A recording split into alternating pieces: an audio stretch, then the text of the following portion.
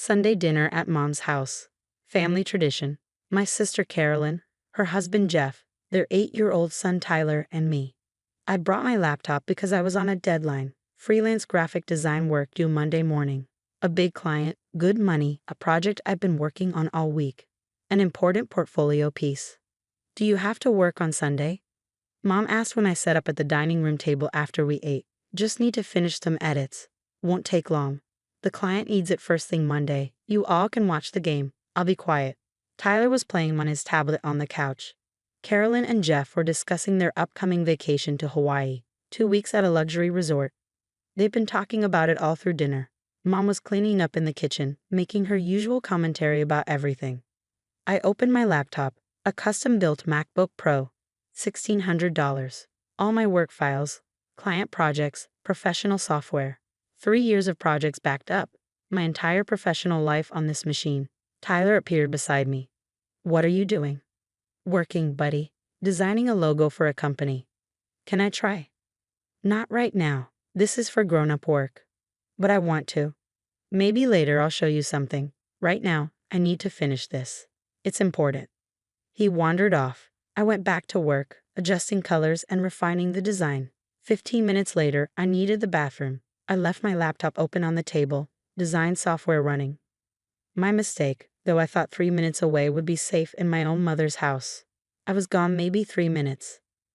When I came back, Tyler was at my laptop, and he had a juice box. Red fruit punch. Tyler, no. Too late. He'd been pressing buttons randomly. He had multiple programs open, my carefully organized project folders scattered across the screen. Windows everywhere. Somehow, he'd opened my email, my banking website, random applications. Then, as I reached for the laptop, he squeezed the juice box.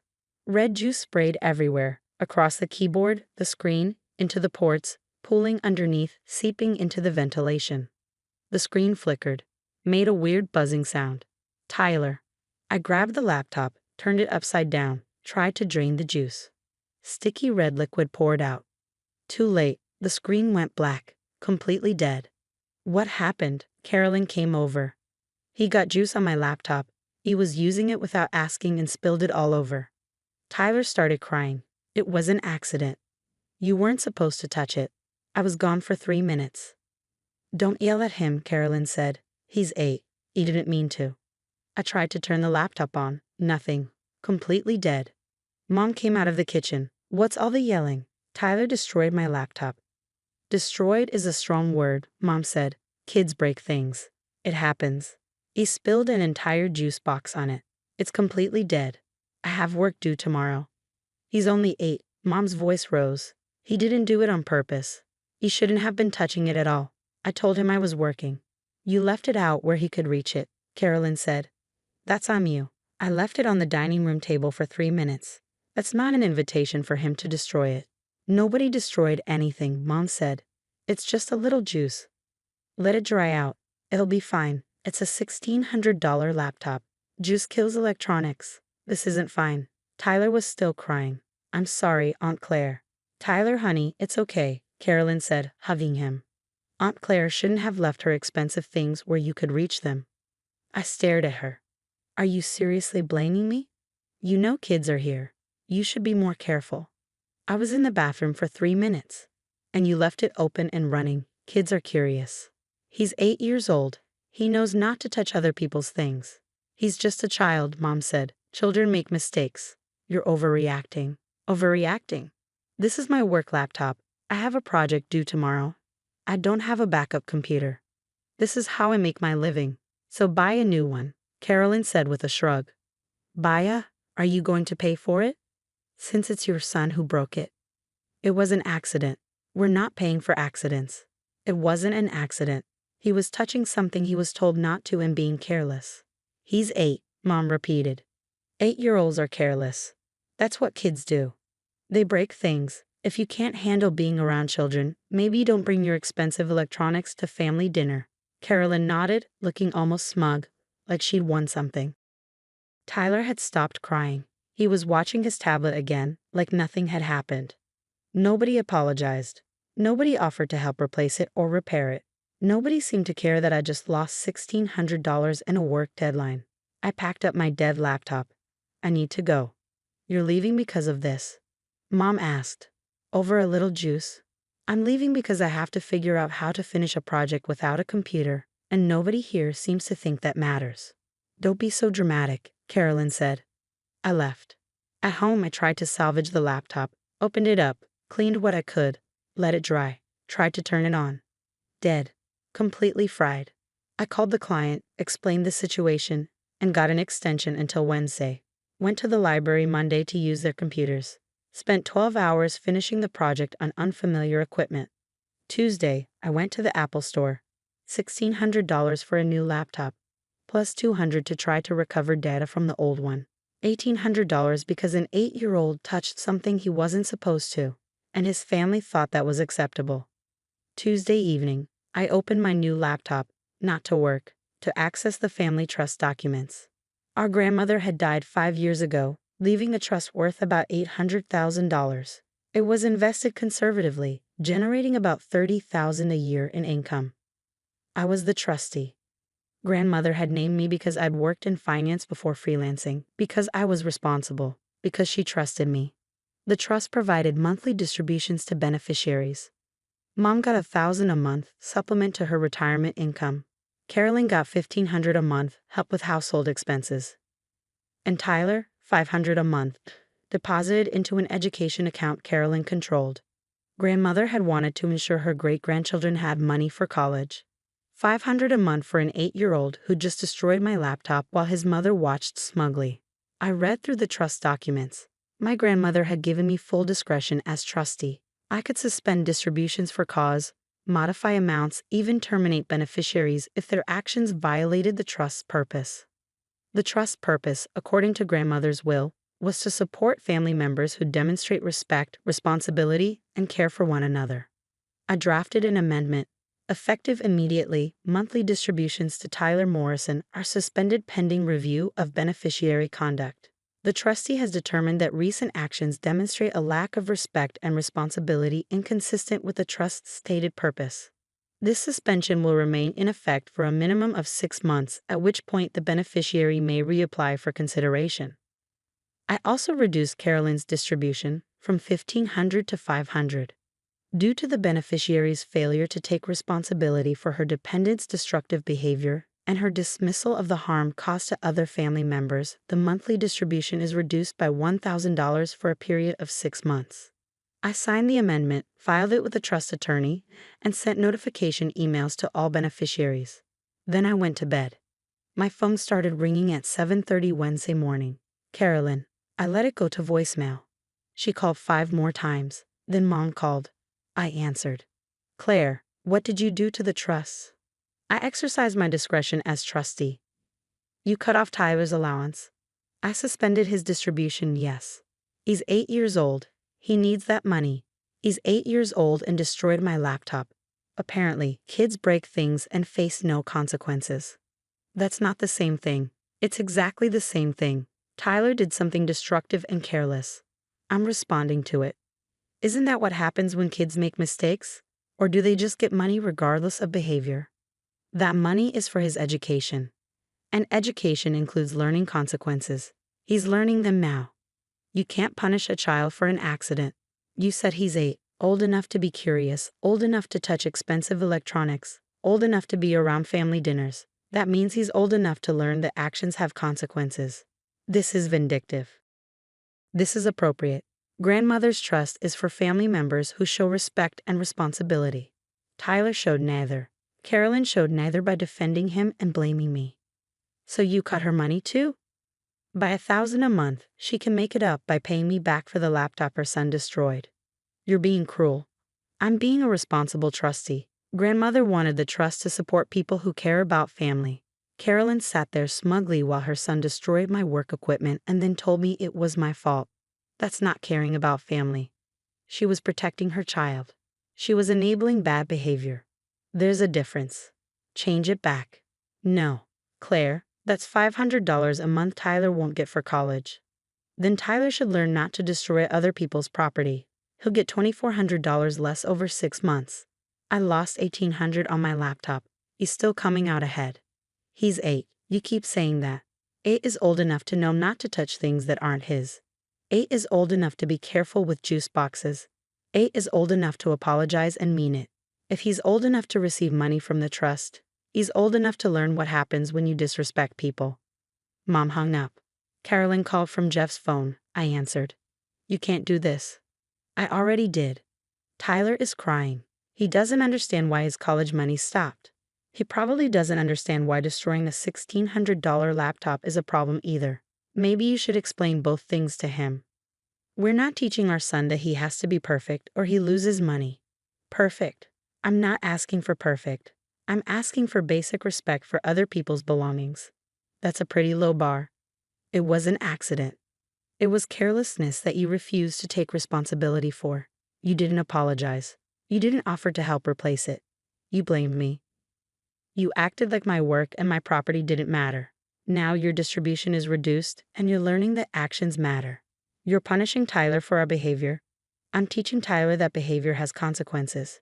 And I'm responding to your behavior with appropriate consequences. You get $1,000 less per month.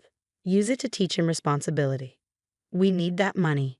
I needed my laptop. You didn't care. That's different. How? She couldn't answer. The trust is for family who care about each other, I said. You made it clear Sunday that you don't care about me. That Tyler's carelessness matters less than my work. That I should just accept being disrespected. So I'm exercising my authority as trustee to respond to that. Grandmother wouldn't want this. Grandmother put me in charge because she knew I take the trust seriously. She wanted it to support people who demonstrated respect and responsibility. Tyler destroyed my laptop. You defended him. Mom sided with you. None of you showed respect or responsibility. So none of you get the full benefit of the trust. Mom's distribution. Mom's distribution is unchanged. She gets her $1,000 a month. But she's unnoticed that defending destructive behavior doesn't align with grandmother's wishes. You're going to regret this. I regret bringing my laptop to family dinner. I regret thinking you take responsibility. I regret years of watching you get $1,500 a month from grandmother while showing no gratitude. I regret a lot of things. This isn't one of them. She hung up. The trust attorney called Thursday. Claire, I'm getting calls from your family members. They're upset about the distribution changes. They're documented. Tyler destroyed my laptop. Carolyn refused responsibility. I'm exercising my discretion. They're threatening to challenge your authority as trustee. On what grounds? Acting vindictively, punishing beneficiaries for personal grievances. I'm responding to behavior inconsistent with the trust's purpose. Document it. Tyler destroyed property. Carolyn defended it. Both violate the respect and responsibility requirements. The laptop destruction is documented. I have the dead laptop. I have the Apple Store receipt for the replacement. I have witnesses who were present. I have text messages afterward where Carolyn continued to blame me. That should be sufficient. Good. If they want to challenge, let them. I'll show the judge exactly what 8-year-old responsibility looks like when there are no consequences. 3 weeks later, Carolyn sent a text. Tyler has been doing chores to earn money. He saved $42. He wants to give it to you for your laptop. I called her. Is this his idea or yours? His. He asked why his allowance stopped. I explained. He felt bad. He should feel bad. He's 8, Claire. He made a mistake. And now he's learning. That's good. Will you restore his distribution? In 6 months, if he demonstrates consistent respect and responsibility. That's a long time. It took me a week to replace my laptop and recover my work. 6 months seems reasonable for him to learn the lesson. What about my distribution? Same timeline. Show me respect matters to you. This is still cruel. This is still consequences. Something Tyler should have learned Sunday. 6 months later, I restored Tyler's distribution. He'd earned it, apologized sincerely, been careful around other people's things, learned that actions matter. Carolyn's distribution stayed reduced. She never really apologized, never took responsibility, never acknowledged that defending Tyler's carelessness was wrong. The trust continues, the money flows, but now everyone knows that 8 is old enough to receive money, old enough to learn respect, old enough to face consequences. Grandmother would have approved. The restaurant was too loud for the conversation we were having, but my sister Angela had insisted on meeting there. She sat across from me with her son Marcus, his Stanford acceptance letter displayed on the table like a trophy. "So, graduation," Angela said, scrolling through her phone. "We're thinking the country club for the party. Maybe 200 guests." Marcus barely looked up from his phone. He was 17, confident in the way kids get when they've been told they're exceptional their entire lives. "Sounds expensive," I said mildly. "It's worth it." He got into Stanford. Angela said it like he'd won the Nobel Prize. My parents arrived, sliding into the booth. My father clapped Marcus on the shoulder. "There's our Stanford man." "We need to finalize the guest list," Angela said. "I'm thinking slideshow, photo booth." Marcus set down his phone. "I don't want a huge thing, just family and my actual friends." "It's going to be huge," Angela said firmly. "Whatever. But I don't want certain people there making it weird." "What do you mean?" Angela asked. Marcus glanced at me, then looked away. "Some people would just be embarrassing." "He means me," I said quietly. The table went silent. Marcus had the decency to look slightly uncomfortable, but not enough to take it back. "I didn't say that," he muttered. "You didn't have to." Angela set down her pen. "Diane, he's just—" "No, let him say it," I interrupted. "Marcus, if you don't want me at your graduation party, just say so directly." He shifted in his seat, looking to his mother for rescue. When none came, he shrugged. "Fine, I don't want you there. You're just going to make things awkward. People are going to ask about you, and I'll have to explain that my aunt is—" He trailed off. "Is what?" I asked. "Is kind of an idiot," he finished, the words coming out in a rush. "I mean, no offense, but you never went to a good school. You work some boring job nobody understands.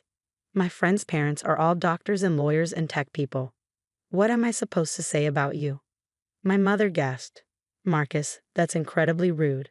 "He's not wrong, though," Angela said, her voice careful. "Diane, you know we love you, but Marcus's point is valid. This is his moment. He's going to Stanford. His friends come from accomplished families. She gestured vaguely at me. "You're just different from us." I looked at my sister, the same woman who called me last month asking to borrow money for Marcus's graduation trip, who called 3 months before that asking if I could help with his SAT prep costs. I looked at Marcus, this boy I'd held in the hospital the day he was born, whose trust fund statement I'd reviewed just last week. "I see," I said. "So I'm not welcome." "Don't be dramatic," Angela sighed. "We're not saying you can't come to the actual graduation ceremony, just maybe skip the party. Keep things simple." "Yeah," Marcus added, emboldened by his mother's support. "Like the ceremony is whatever, but the party's for people I actually want there." I pulled out my phone and opened my email, scrolling to the message I'd received that morning from Wells Fargo Wealth Management. The subject line read, "Marcus Thompson Education Trust, Annual Review." "That's reasonable," I said smiling. "You're right, Marcus. It's your day. You should be surrounded by people you respect." He looked relieved. "Thanks for understanding." "Of course." I stood gathering my purse. "I need to get going. Work calls." "Your boring job," Marcus said, not quite under his breath. I paused. "Yes, my boring job. Enjoy your lunch. And congratulations again on Stanford." I left them arguing over DJs versus bands. I sat in my car, looking at my phone. The trust fund had been my father's idea when Marcus was born. Everyone agreed enthusiastically to contribute, then they all forgot, assuming someone else would handle it. I'd handled it. For 18 years, I deposited money, $500 a month initially, more as my career advanced. The account now held $372,000, enough for 4 years at Stanford, with a cushion for expenses. I was the trustee, the only person authorized to release funds. Angela didn't even know the details. She assumed the trust was some general family fund, accessible to Marcus at 18. She assumed wrong. Monday morning, my phone remained silent until 10, then Angela called. "What did you do?" Her voice was sharp with panic. "Good morning, Angela. I'm well, thanks for asking." "Don't. I just got a call from Stanford's financial aid office. They said there's an issue with Marcus's funding. Something about a guarantor signature? They said his enrollment is conditional pending verification of payment capability." That sounds serious.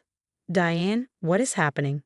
The woman said she's been trying to reach the trustee of Marcus's education fund. She said the trustee's contact information lists you. Why would it list you?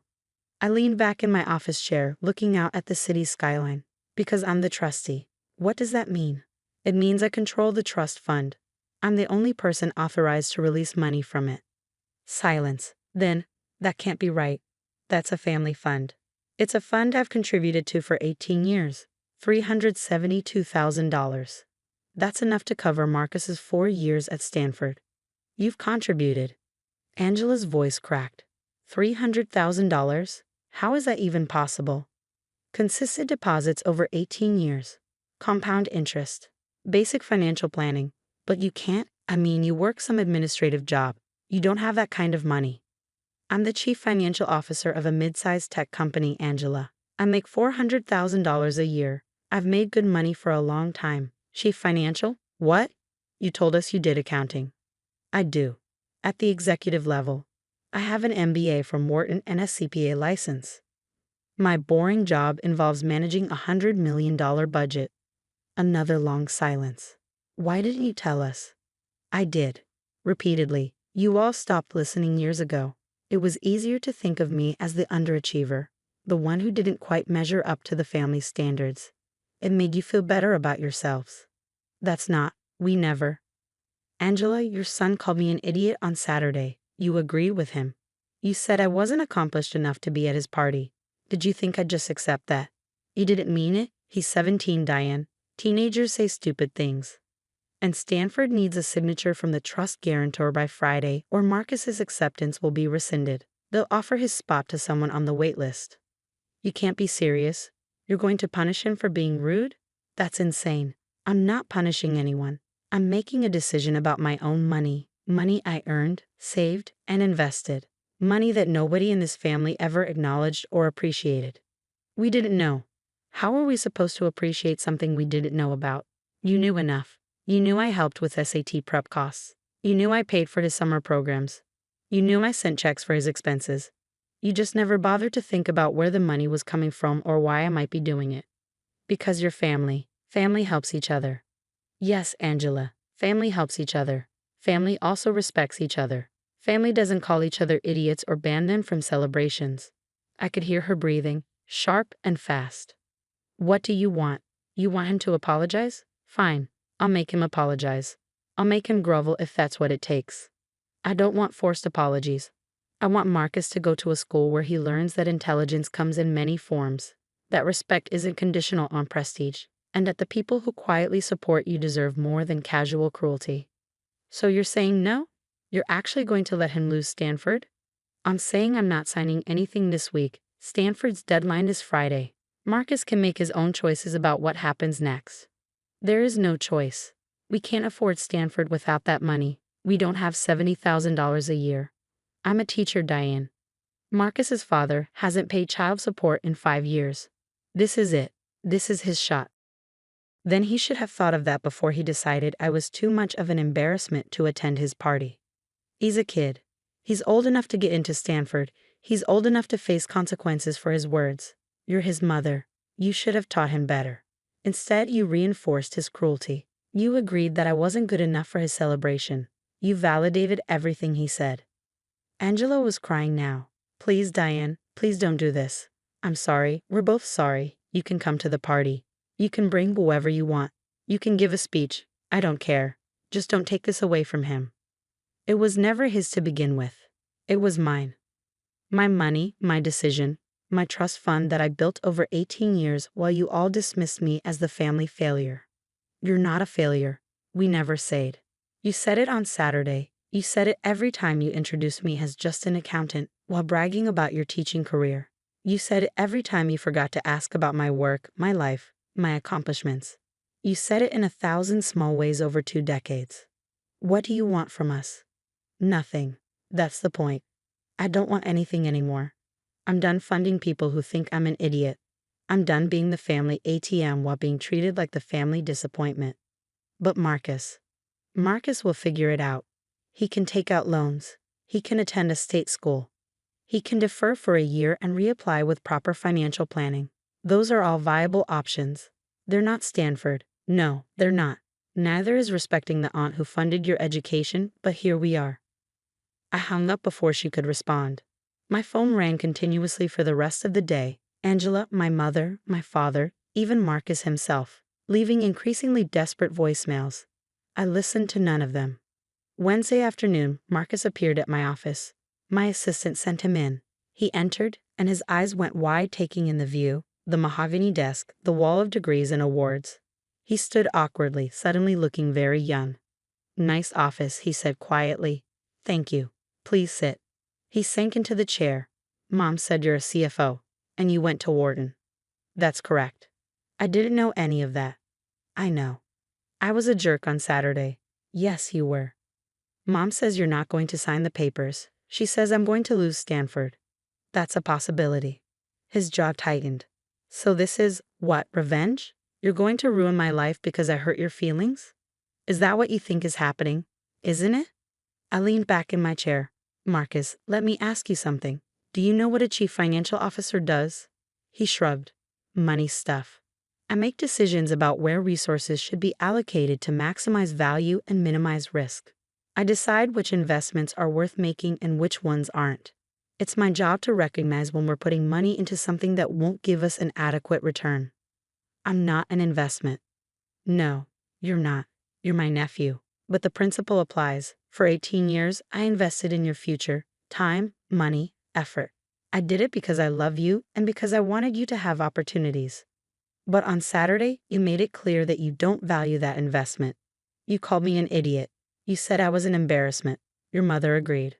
I didn't mean—" "Yes, you did. You meant exactly what you said. You looked at me, someone who has quietly supported you your entire life, and decided I wasn't good enough to be seen with, that I wasn't accomplished enough, smart enough, or prestigious enough for your celebration."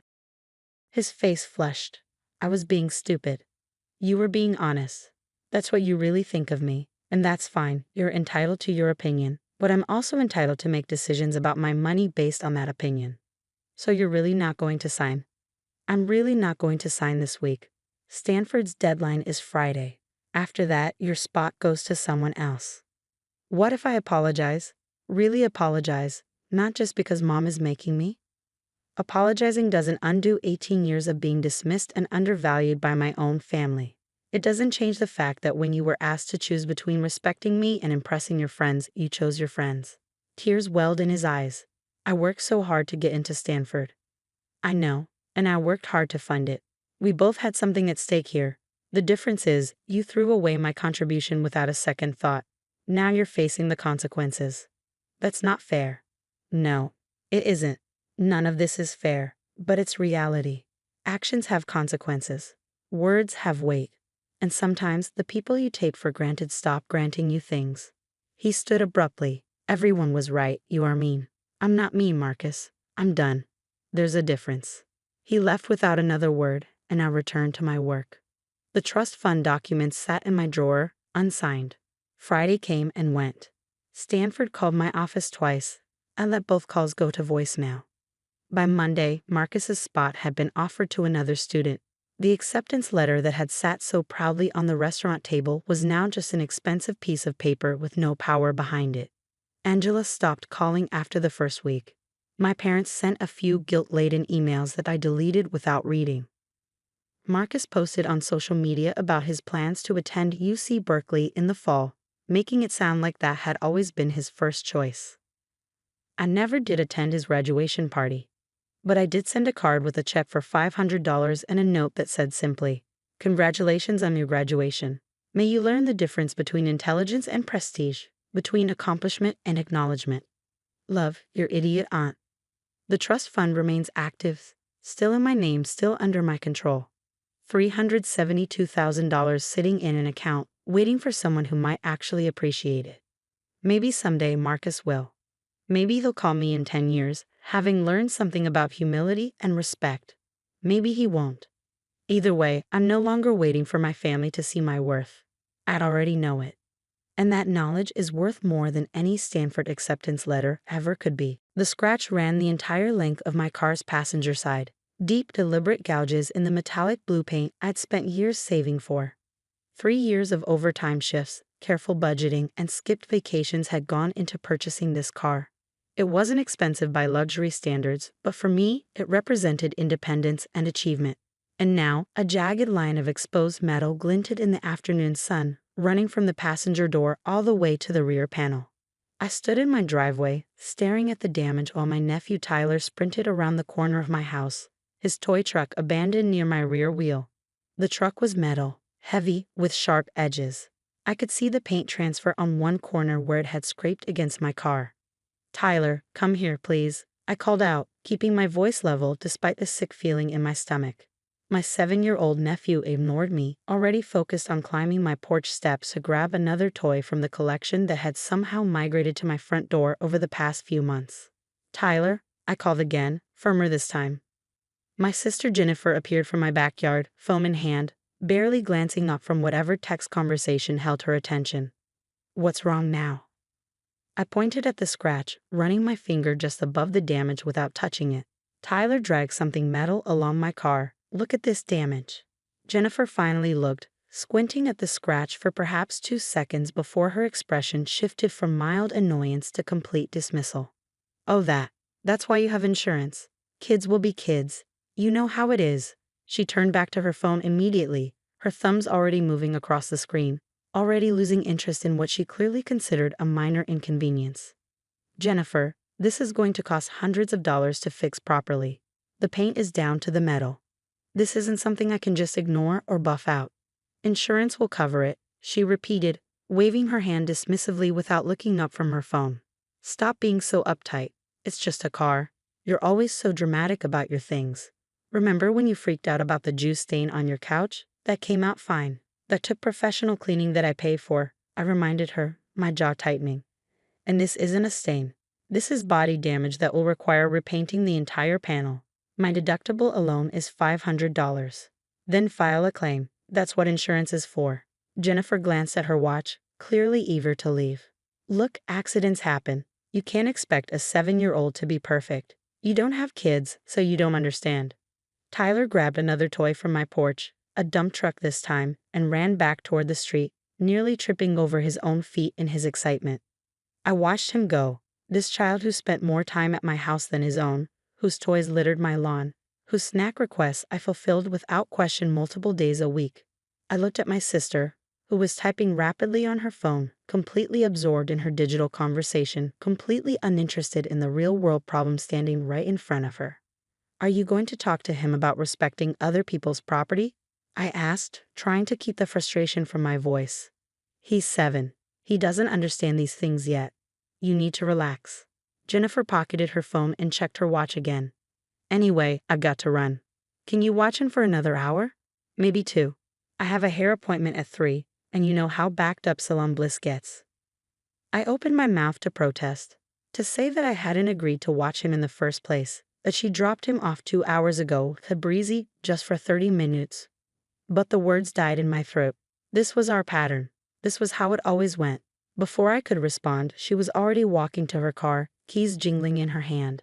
"Thanks. You're the best. I'll be back by 5, maybe 6 if traffic's bad. Feed him if he gets hungry. There should be chicken nuggets in your freezer from last time." I stood alone in my driveway, looking at the damage that would cost me a $500 deductible, watching my sister drive away with a casual wave, like she just borrowed a cup of sugar instead of dismissing significant damage to my property and dumping childcare responsibilities on me without permission. Again. The afternoon sun beat down on the exposed metal of the scratch, and I could already imagine the rust that would form if I didn't get it fixed quickly. My insurance rates would probably increase after filing a claim. I'd be out the deductible either way, and Jennifer acted like I was being unreasonable for even mentioning it. I walked inside, leaving Tyler to his toys in the yard, and sat at my kitchen table. Through the window, I could see him racing his trucks along my walkway, making engine noises, completely oblivious to the consequences his actions had caused. He was 7. He really didn't understand. But Jennifer did. She was 34 years old, fully capable of teaching her son responsibility and respect for other people's belongings. She just chose not to because it was easier to let things slide, to let me deal with the aftermath, to treat my home as an extension of her own convenience. That was Wednesday. Thursday, Jennifer texted me, asking if Tyler could come over after school. "Need to run errands. You're home anyway, right?" I stared at the message for a long moment, then replied, "Not available today." Friday brought another text. "Tyler's school has early dismissal. Can he hang at your place?" Just for a few hours? Can't today, I responded. Saturday morning, my phone rang at 8. Jennifer sounded irritated. Why aren't you answering my texts? I need you to watch Tyler today. I have plans. I'm busy this weekend, I said simply. Busy? Doing what? You never do anything on weekends. Come on, just a few hours. I have things to handle. You'll need to make other arrangements. Silence. Then, is this about the car? Seriously? I told you insurance covers it. Stop being petty. I didn't argue. I need to go, Jennifer. Good luck with your plans. I hung up before she could respond. The following Wednesday, Jennifer showed up at my door unannounced, Tyler in tow. She had that expectant look on her face, the one that said she assumed everything had blown over. Hey, we were in the neighborhood. Tyler wanted to play in your backyard. You don't mind, right? I stood in the doorway, not moving aside. Actually, I do mind. Jennifer laughed uncertainly. What? Why? Because I've established some new house rules, and one of them is that Tyler isn't allowed on my property anymore. Her smile vanished. You're joking. I'm not. My home, my driveway, my yard, all off limits. Over a stupid scratch? Are you insane? Jennifer's voice rose. He's a child. A child who caused $500 in damage that you dismissed as my problem. A child whose mother uses my home as free daycare without asking, then acts like I'm unreasonable for expecting basic respect. Tyler tugged on Jennifer's sleeve, confused. She pulled him closer, glaring at me. You're really going to punish a 7-year-old because you're mad at me? I'm not punishing anyone. I'm setting boundaries. You made it clear that damage to my property doesn't matter. So now, my property is no longer available to you. This is insane. You're my sister. Yes, and you're someone who takes advantage of that relationship.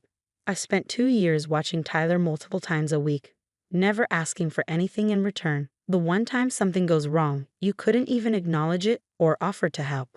Jennifer's face flushed red. I have a life. I have responsibilities. I can't just sit at home all day like you do. I work from home, which you know, and what you call sitting at home, I call being available whenever you need something. That availability has ended. What am I supposed to do? I have a job.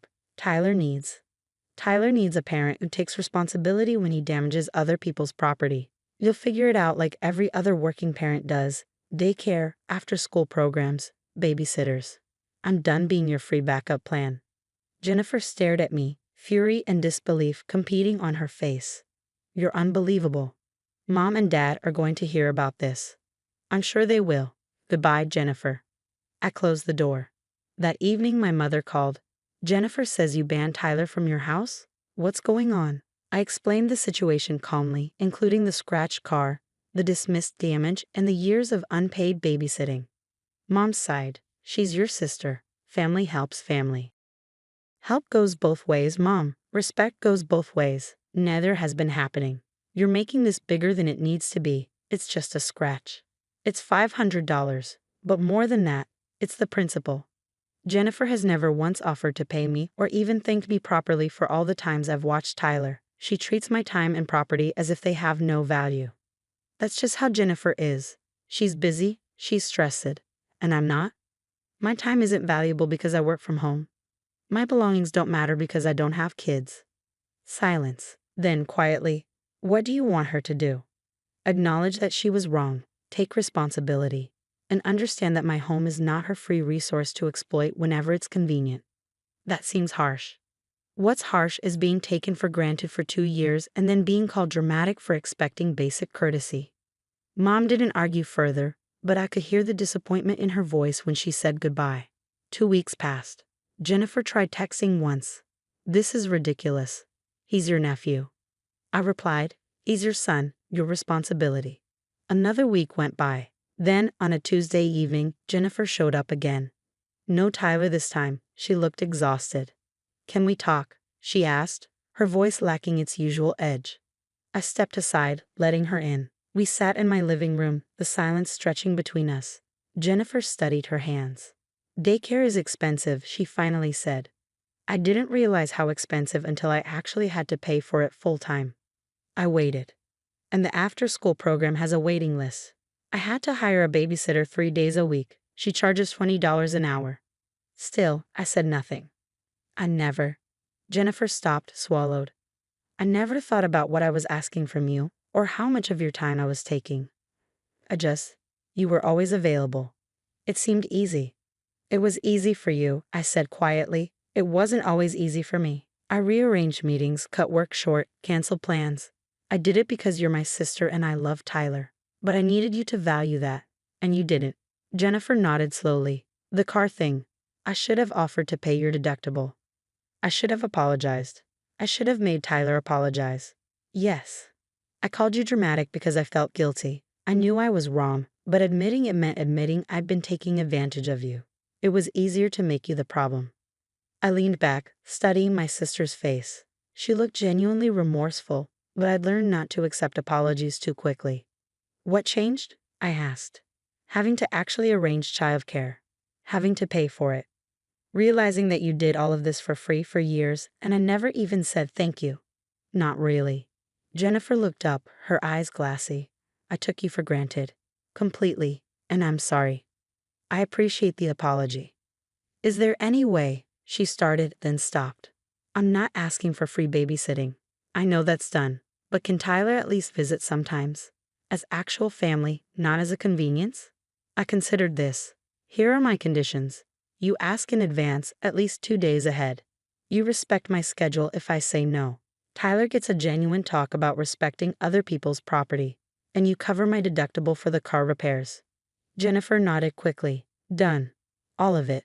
I'd already have a check in my purse. She pulled out her wallet, extracting a folded check, $500 made out to me. I took it, examining the amount. Thank you. Can I bring Tyler by this weekend? Actually by for a visit, not dropping him off. We could have lunch together, all 3 of us. My treat. Saturday works, 1 o'clock. Jennifer stood, hesitating. I really am sorry about everything. You deserve better than how I treated you. Yes, I did. But we can move forward from here. After she left, I sat in the quiet of my home, thinking about boundaries and respect. My car would be repaired. My time would be valued. And my sister, perhaps for the first time, understood that kindness wasn't infinite, that even family relationships required mutual respect and consideration. Saturday came. Jennifer and Tyler arrived exactly at 1, carrying takeout from my favorite restaurant. Tyler handed me a drawing he'd made, a crayon picture of my car, carefully colored, with "Sorry" written across the top in uneven letters. I shouldn't have hurt your car, he said quietly, the words clearly rehearsed but sincere. Mom says I need to be more careful with other people's stuff. Thank you, Tyler. I appreciate the apology and the drawing. We ate lunch in my backyard, the conversation careful but genuine. Jennifer asked about my work, actually listening to my responses. She told me about her job stresses without using them as excuses. Tyler played with his toys on the grass, but kept them away from my car parked in the driveway. When they left, Jennifer hugged me. Same time next week. Same time next week, I confirmed. As I watched them drive away, I felt something shift, not back to how things were, but forward to something better. Something built on respect instead of assumption. My house rules had, in truth, covered more than just my driveway. They covered the foundation of how I allowed people to treat me. And that boundary, once set, would never be crossed again. The envelope arrived every semester like clockwork, $32,000 wired directly to Westbridge Academy's bursar's office from an account my sister, Jennifer, never bothered to question. For 3 years, I watched my nephew, Daniel, attend one of the state's most prestigious preparatory schools, knowing that without my quarterly payments, he'd be back at the overcrowded public school, where class sizes hit 40 students and college counselors handled 800 kids each. I never asked for gratitude. Jennifer assumed our late mother had set up some trust fund, and I never corrected her. It was easier that way, less complicated than explaining why her younger sister, the one she'd always dismissed as directionless, had built a consulting business successful enough to casually spend nearly $100,000 on someone else's child. The Tuesday before Thanksgiving, my phone buzzed with the usual reminders. Daniel's spring semester payment was due in 6 weeks. I stared at the notification, my finger hovering over the payment confirmation, when Jennifer's text arrived. Bringing David to Thanksgiving this year. Finally, someone successful in the family. Can't wait for you to meet him. David was her new boyfriend, apparently a pharmaceutical sales director. I'd been hearing about his accomplishments for 2 months. His country club membership, his luxury set-in, his investment properties. Jennifer had found herself a winner, she kept saying, after so many years of struggling as a single mother. I closed the payment reminder without confirming. Something made me hesitate, though I couldn't articulate why. Thanksgiving arrived with the usual chaos. My father's house filled with extended family, the kitchen overwhelmed with dishes nobody had coordinated. Jennifer swept in with David, who immediately dominated conversations with stories about his sales numbers and golf handicap. Daniel trailed behind them, 15 years old and lanky, glued to his phone. Aunt Maya. He looked up long enough to give me a brief hug before disappearing into the basement where the younger cousins congregated. Maya, come meet David properly. Jennifer's hand rested possessively on her boyfriend's arm. David, this is my younger sister. She does some bookkeeping work, consulting, small business stuff. Bookkeeping? I'd never described my work that way, but I let it pass. Nice to meet you. David's handshake was firm, performative. Jennifer tells me you help out with small companies. That's good, steady work. It pays the bills. I excused myself to help in the kitchen, where my Aunt Susan was wrestling with a turkey that refused to cooperate. The afternoon unfolded predictably. Football on television, children shrieking, adults drinking slightly too much wine. I found myself in the dining room, setting out dessert plates, when voices drifted from the kitchen. The door was cracked open, and I recognized Jennifer's laugh. I'm just saying, she's been single forever. Maybe if she focused on finding a real career instead of that little consulting thing, she wouldn't be so alone. Mom, she's such a loser, always trying to buy our love. Daniel's voice, dripping with teenage contempt. Did you see that expensive watch she got me last Christmas? Like that makes up for having zero personality. Daniel, that's harsh. But Jennifer was laughing. Though you're not entirely wrong, she tries so hard. It's kind of sad, actually. David's voice joined in. Some people peak in high school. Others just coast through life without real ambition. At least she's not asking you for money, right? God, no. She knows better than that. Jennifer lowered her voice, but I could still hear every word. Between you and me, I think she's jealous. Finally seeing what real success looks like with you around. Must be tough being the family disappointment. I stood there, dessert plates forgotten in my hands, as my 15-year-old nephew and my sister dissected my life. The watch Daniel mentioned had cost $1,800. I'd spent 3 hours selecting it, knowing he'd been wanting that specific model. My phone was in my pocket. I pulled it out, fingers moving with surprising steadiness, and opened my banking app. The Westbridge Academy payment portal loaded quickly. I'd been using it so long it stayed logged in. I canceled the scheduled spring semester payment. Then I drafted an email to the bursar's office, my thumbs moving across the screen while my sister's laughter continued in the kitchen. Please cancel the automatic payment arrangement for Daniel Morrison, student ID 2,847,392. Effective immediately, I will no longer be funding his tuition. The fall semester has been paid in full, but no future payments will be processed from my accounts. Please direct all billing inquiries to his mother, Jennifer Morrison. I hit send before I could reconsider. Then I walked back into the kitchen, smiling pleasantly. Who wants pumpkin pie? Jennifer looked up, startled by my sudden appearance. For a moment, something like guilt flickered across her face, but David was already accepting a slice, and the conversation moved on.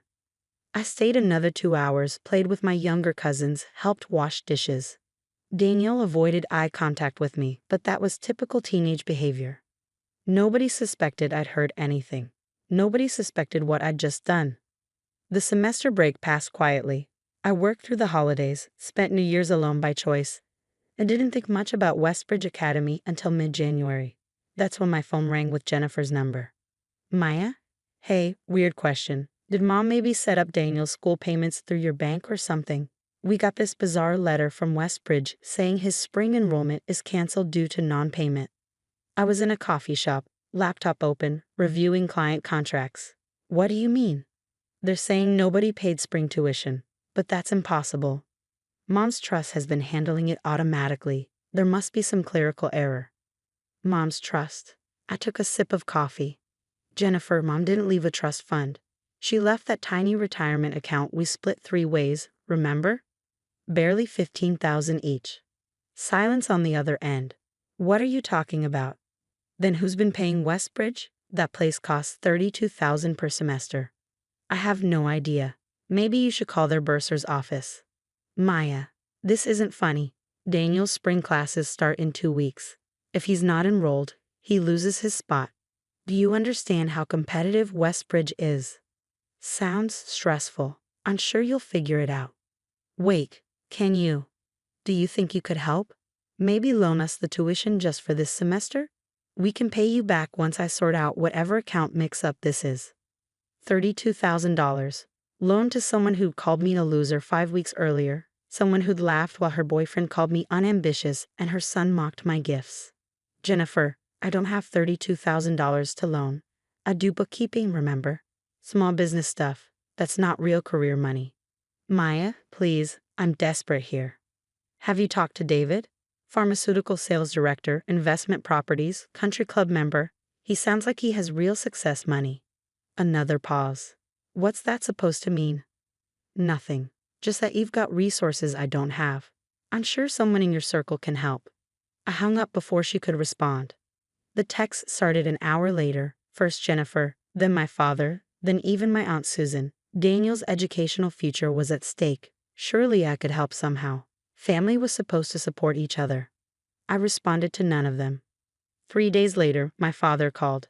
Maya, I need you to explain something. Jennifer's at Westbridge Academy right now, and apparently they have records showing you've been paying Daniel's tuition for 3 years, out of your personal accounts. Is this true? Yes. $32,000 every semester, for 3 years. Yes. Why would you do that and not tell anyone? Because Daniel deserved better educational opportunities than Jennifer could afford. I had the money. It seemed straightforward. And now you've stopped paying. Correct. My father was quiet for a long moment. This is about Thanksgiving, isn't it? Jennifer mentioned you might have overheard something. Daniel called me a loser who tries to buy love. Jennifer agreed and added that I'm the family disappointment with no real ambition. Her boyfriend David chimed in about how some people peak in high school. So yes, Dad, this is about Thanksgiving. Maya. I'm not angry. I'm just done subsidizing people who have such contempt for me. Daniel can finish the fall semester since it's already paid. After that, they're on their own. You can't just pull funding like this. Daniel's already enrolled. He's made friends, joined the robotics team. This will devastate him. Then Jennifer should have thought about that before raising a child who mocks the aunt paying his tuition. I hung up and turned off my phone. The next week was a blur of ignored calls and deleted voicemails. I knew what was happening without needing updates. Jennifer was panicking, trying to secure financial aid that required months of advance applications. David had apparently promised to help, but his investment properties turned out to be a timeshare and half ownership in a rental condo. Not exactly $32,000 per semester wealth. My father tried showing up at my apartment, but I pretended not to be home. My Aunt Susan sent a long email about family forgiveness that I archived without reading. Finally, 2 weeks after the spring semester should have started, Jennifer appeared at my office. She looked exhausted, hair pulled back messily, no makeup, the kind of worn-down appearance that comes from too many sleepless nights. He can't go back to public school mid-year, she said without preamble. All his friends are at Westbridge. His college applications are built around the robotics program there. This will destroy his transcript. You should have considered that before Thanksgiving. Maya, I'm sorry. We were drunk and stupid and cruel. Daniel's a teenager who says idiotic things. Please don't punish him for my mistakes. I'm not punishing anyone. I'm simply declining to fund someone's education when his family thinks I'm a loser trying to buy love. Seems reasonable. What do you want? An apology? Fine, I apologize. Daniel apologizes. We were wrong. Jennifer, I don't want an apology. I want you to understand that I spent $96,000 over 3 years so your son could have opportunities you couldn't provide. And you responded by mocking me in your kitchen, not to my face, which would have taken courage, but behind my back while I set out dessert plates. She was crying now. I know, and I'm so sorry. Please, Maya, I'll do anything. Just 1 more semester. Give me time to figure out financial aid or find a loan or something. You had 3 years to figure out who was paying. You never asked. You just assumed some magical trust fund covered everything. And you never questioned it because it was convenient. What do you want from me? I looked at her. This older sister who'd spent our entire childhood being the pretty one, the popular one, the successful one. The one who got married first, had a child first, and seemed to have life figured out while I was still finding my way. I want you to tell Daniel the truth. That his loser aunt paid for 3 years of elite education. That the woman he mocked for trying to buy his love spent nearly $100,000 giving him opportunities he got without effort. I want him to know that while he was ridiculing my gifts, I was funding his entire academic career. He knows. I told him yesterday. He's devastated. Good. Devastation builds character. Maya, please. The answer is no, Jennifer. Find another solution. Maybe David can help, since he's so successful. Or maybe Daniel can transfer to public school and learn some humility. Either way, I'm done being the family's silent benefactor. She left without another word. That evening, my phone buzzed with a text from a number I didn't recognize. Aunt Maya, it's Daniel. Mom gave me your number. I know you hate me now, but I just wanted to say I'm sorry. You were always nice to me, and I was a jerk. I understand if you never want to talk to me again. I stared at the message for a long time. Then I typed back. I don't hate you, but I need you to understand that actions have consequences. Words have consequences. You're 15, not 5, old enough to know that mocking someone's generosity is cruel. 3 dots appeared, disappeared, appeared again. I know, I'm really sorry. I have to leave Westbridge. Mom can't afford it, and we don't qualify for financial aid because she makes too much. I start public school Monday. Part of me wanted to cave, to wire the money and fix everything. But the rest of me remembered standing in that dining room, holding dessert plates, listening to my nephew call me a loser while my sister laughed. Public school isn't a punishment, Daniel. Millions of kids get excellent educations there. You'll survive. I know. I just wish I could take back Thanksgiving. We all do, but we can't. So we live with our choices. I put the phone down and poured myself a glass of wine. 2 months later, I ran into my father at the grocery store. We've been avoiding each other, our relationship strained by my refusal to rescue Daniel's enrollment. He's adjusting, Dad said without prompting. The public school has a decent robotics club. He's making it work. Good. Jennifer and David broke up. Turns out he wasn't as successful as he claimed. Some of those stories were exaggerated. Shocking. Maya, you proved your point. Everyone understands what you sacrificed now. Maybe it's time to let this go. Dad, I didn't do this to prove a point. I did this because I'm tired of being the family's secret solution to problems. I'm tired of being dismissed as unambitious while simultaneously funding other people's dreams. I'm tired of being called a loser by people whose lives I'm quietly supporting. So what now? You just cut everyone off? No, now I spend my money on myself. Maybe I'll travel. Maybe I'll buy that convertible I've always wanted. Maybe I'll donate to scholarship funds for kids whose families actually appreciate education. But I'm done being the invisible safety net. He nodded slowly. For what it's worth, I'm proud of you. Took me too long to say it, but your business, your success, everything you've built, it's impressive. I'm sorry I never acknowledged that before. Thanks, Dad. Jennifer wants to rebuild with you. Eventually. When you're ready. Eventually, I agreed. But not today. I paid for my groceries and walked out into the spring sunshine, my phone silent in my pocket, my bank account still comfortably full. For the first time in 3 years, nobody else's tuition payment loomed in my calendar. And I discovered something surprising. It felt absolutely liberating. The restaurant was one of those mid-range Italian places where the breadsticks were unlimited, and the pasta came in portions too large for any reasonable person to finish. My sister Monica had chosen it for my 32nd birthday dinner, and I'd arrived early, as usual, settling into the private dining room she'd reserved. Happy birthday, Monica said when she arrived with her 17-year-old son Derek. No hug, just a quick pat on my shoulder before she slid into the seat across from me. Derek didn't look up from his phone. I'd learned to expect that. The rest of the family trickled in over the next 15 minutes, my parents, Monica's husband Paul, and our younger brother Jason with his girlfriend. By 7, we were all seated, menus open, the waiter taking drink orders. Present time, Monica announced before we even ordered food, sliding a silver gift bag across the table to me. I opened it to find a luxury candle and a silk scarf, both clearly expensive. Thank you. This is beautiful. My parents handed me an envelope with a gift card to my favorite bookstore. Jason and his girlfriend gave me a framed photo of us from last summer. Each gift was thoughtful, and I genuinely appreciated them all. Then Monica turned to Derek. Did you bring Aunt Lisa's gift? Derek finally looked up from his phone, annoyed at the interruption. He reached into his backpack and tossed a wrapped package onto the table.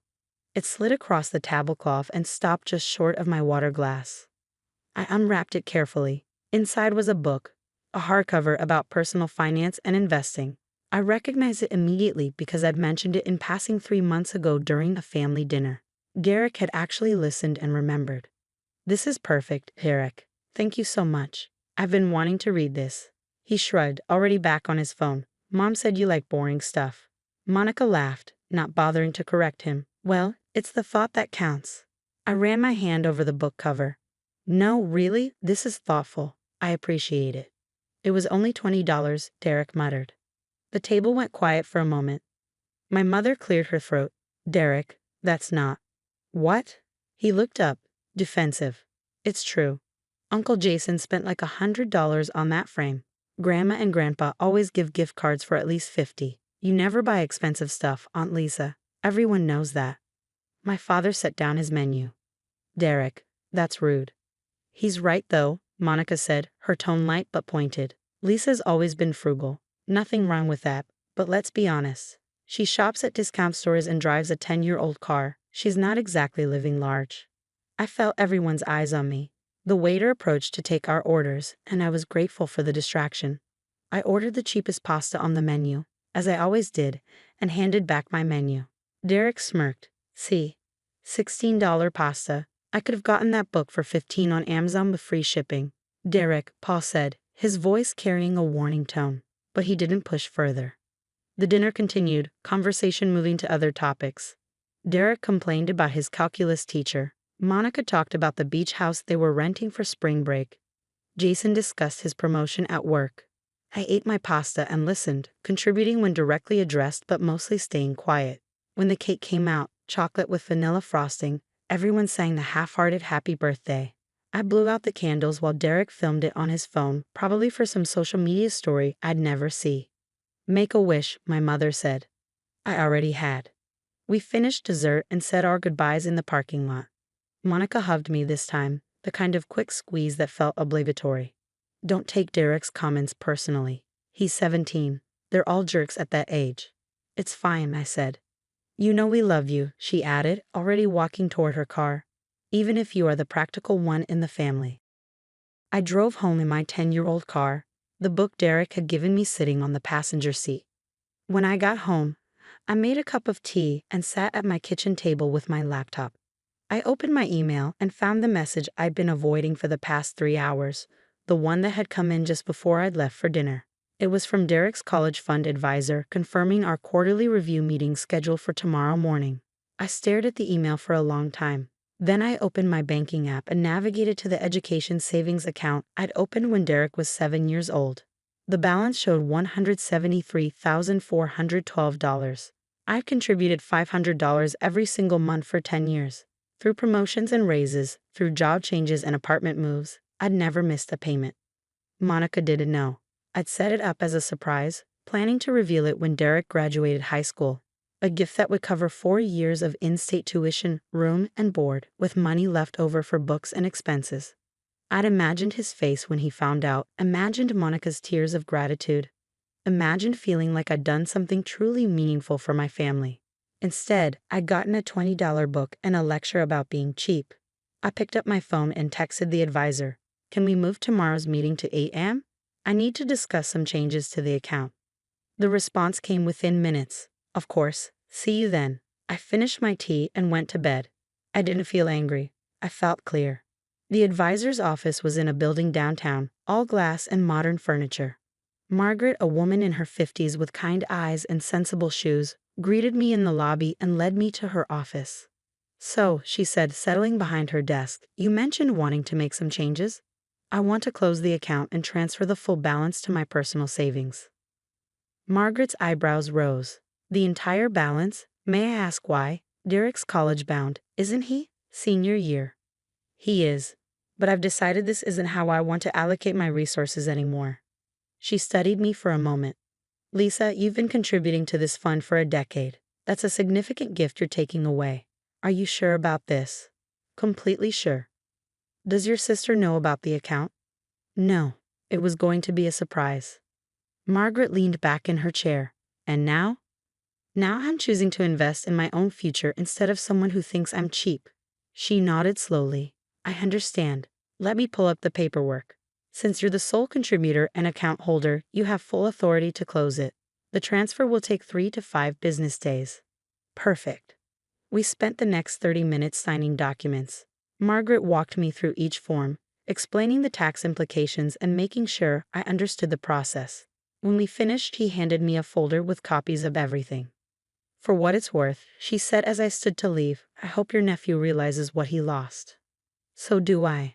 I went to work after the meeting, a normal Tuesday at the accounting firm where I'd been employed for 8 years. I answered emails, reviewed spreadsheets, and attended a budget meeting. I ate lunch at my desk, a sandwich I brought from home. Frugal, practical, cheap. My phone rang at 2:15. Monica's name flashed on the screen. I let it ring 4 times before answering. Hello, what did you do? Her voice was shrill, panicked. I just got a call from someone named Margaret about Derek's college fund. She said you closed it? What college fund? What is she talking about? Exactly what it sounds like. I had a college fund for Derek. Now I don't. You had a, Lisa, what are you saying? How much was in it? $173,000. Silence. Then, you're joking. I'm not. I've been contributing $500 a month since he turned 7. It would have covered his entire undergraduate education. Would have. Her voice cracked. Lisa, please tell me you didn't actually close it. Margaret said something about a transfer, but she wouldn't give me details because my name isn't on the account. Tell me this is a mistake. I looked at the spreadsheet on my computer screen, numbers in neat columns, everything balanced and correct. It's not a mistake. I closed it this morning. Why would you do that? He's applying to colleges right now. Do you know how expensive tuition is?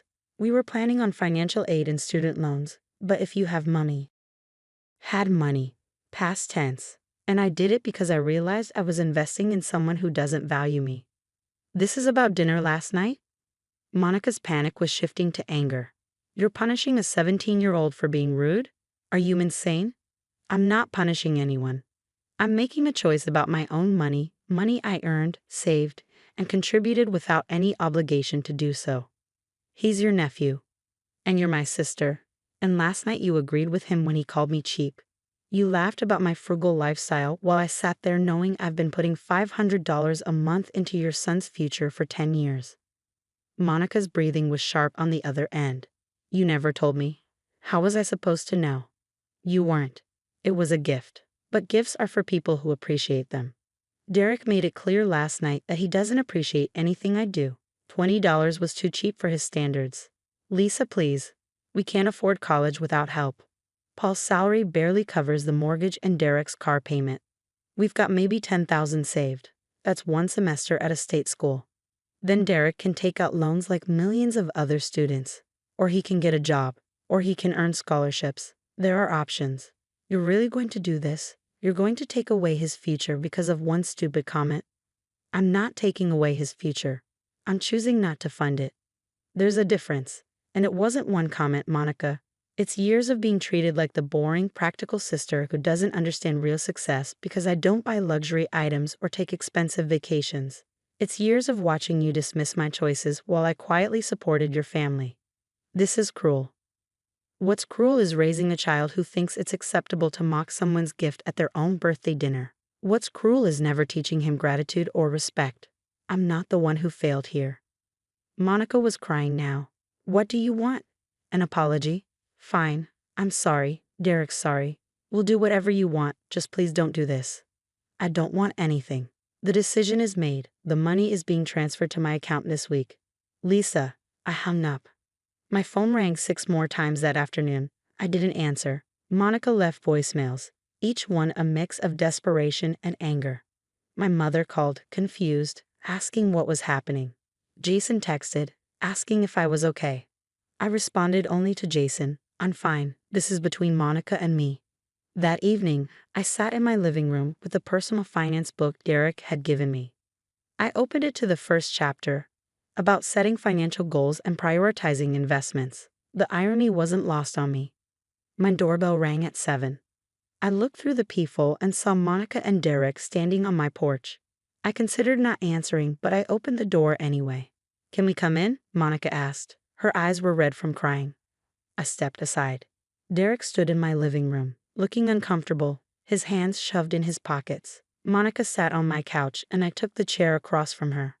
"Derek has something to say," Monica prompted. He shifted his weight. "I'm sorry for what I said at dinner. It was rude." "Okay," I said. Monica leaned forward. "Lisa, please reconsider. We'll pay you back somehow. Derek can work, he can contribute." Monica, stop. She closed her mouth. "I'm not reopening the fund, but I want you to understand why. For 10 years, I lived below my means so I could give Derek a future without debt. I skipped vacations, drove an old car, bought discount clothes, and saved every extra dollar. I did it because I love you both and wanted to help. But last night showed me that my sacrifice meant nothing to you. Worse than nothing, actually, it was something to mock." Derek's face had gone pale. "You really saved that much? For me?" "Yes. I didn't know. You weren't supposed to know. Not yet. But even without knowing about the fund, you should have known better than to insult someone's gift at their birthday dinner. Your mother should have corrected you instead of agreeing with you." Monica wiped her eyes. "You're right. I was wrong. We both were. But please don't let our mistake ruin Derek's future." "I'm not ruining anything. I'm simply not providing something I was never obligated to provide in the first place. Derek's future is up to him now, and to you, as his parents." "What if he apologizes? Really apologizes?" Monica's voice was desperate. I looked at Derek. "Do you understand what you did wrong?" He nodded slowly. "I was ungrateful and mean, and I didn't think about your feelings." "That's true, but the bigger issue is that you've been raised to think the value of a gift is measured by its price tag. That's a lesson I can't undo with money." "I don't think that," he said quietly. "I was just being stupid." "Maybe. But I need you both to understand something. Respect isn't transactional.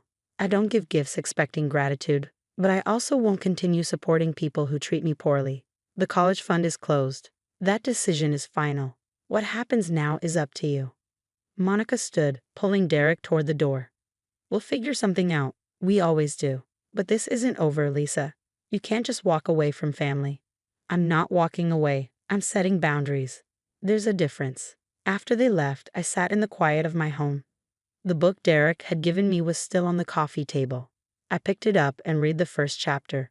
It talked about investing in yourself, about making choices that align with your values, about the importance of saying no. I'd spent 10 years investing in Derek's future. Now it was time to invest in my own. The money transferred to my account 4 days later, $173,412. I sat at my computer, looking at the balance, and opened a new spreadsheet. Down payment for a house, emergency fund expansion, retirement contributions, travel fund, professional development courses. For the first time in 10 years, my money was going toward my own dreams instead of someone else's expectations.